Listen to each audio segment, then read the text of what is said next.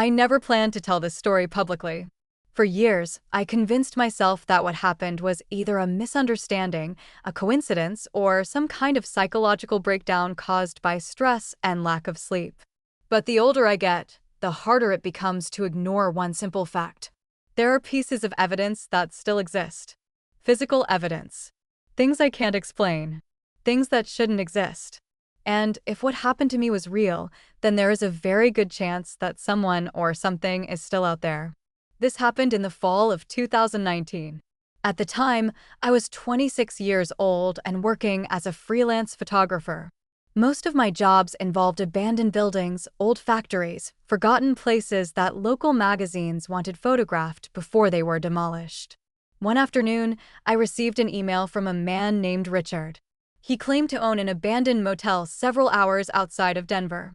The property had been closed since the early 1990s.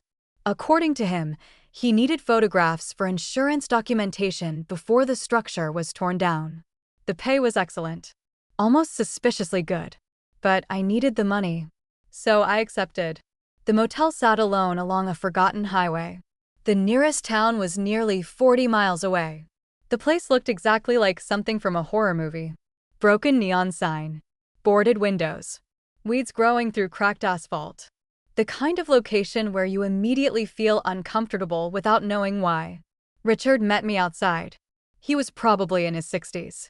Quiet, polite, but strangely nervous. As we walked toward the main office, he kept glancing over his shoulder. Eventually, I asked if everything was okay. He hesitated. Then he said something strange. "Whatever you do, don't stay after dark." I laughed. He didn't. I assumed he was joking. Looking back, I wish I had listened. The first few hours were completely normal. I photographed guest rooms, hallways, storage areas, the old restaurant attached to the property. Everything was covered in dust. Nothing unusual. Around 4 in the afternoon, I entered room 18. That was when things started getting weird. The room looked ordinary at first glance, but something felt off. The air seemed colder. The silence felt heavier. Then I noticed the wall. Hundreds of scratches covered the wallpaper beside the bed. Not random scratches. Tally marks. Groups of 5. Hundreds of them. Maybe thousands. As if someone had spent years counting days. I took several photos. Then I noticed something else. A sentence carved into the wall. The letters were deep. Violent. As though whoever wrote them had been desperate. It said, "He comes when you look away." I remember staring at those words for several seconds. A strange feeling settled into my stomach.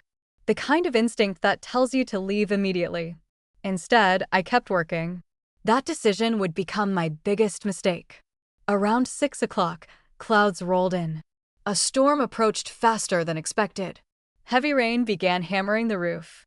The roads flooded quickly. Richard suggested I stay in the office until the weather improved. I agreed. The storm became worse. Much worse. Eventually, it was too dangerous to drive.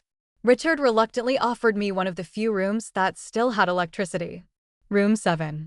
I wasn't thrilled about spending the night there, but I didn't have much choice. By midnight, the storm was still raging. I was lying in bed scrolling through my phone when I heard the first sound. 3 knocks. Slow. Deliberate. Coming from outside the room. Knock. Knock. Knock. I sat up. The motel was supposed to be abandoned. There shouldn't have been anyone else there. I listened. Nothing. A few minutes later, the knocks returned. This time closer. Almost directly outside the door. Knock. Knock. Knock. I got up and looked through the peephole. The hallway was empty. No movement. No sound. I told myself it was the wind. Old buildings make strange noises.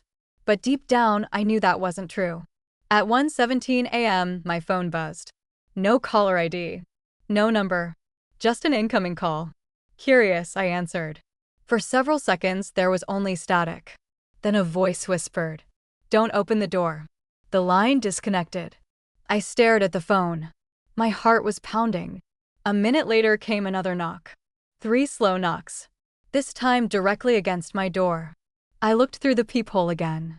At first I saw nothing. Then I noticed something impossible. A face. Standing perfectly still.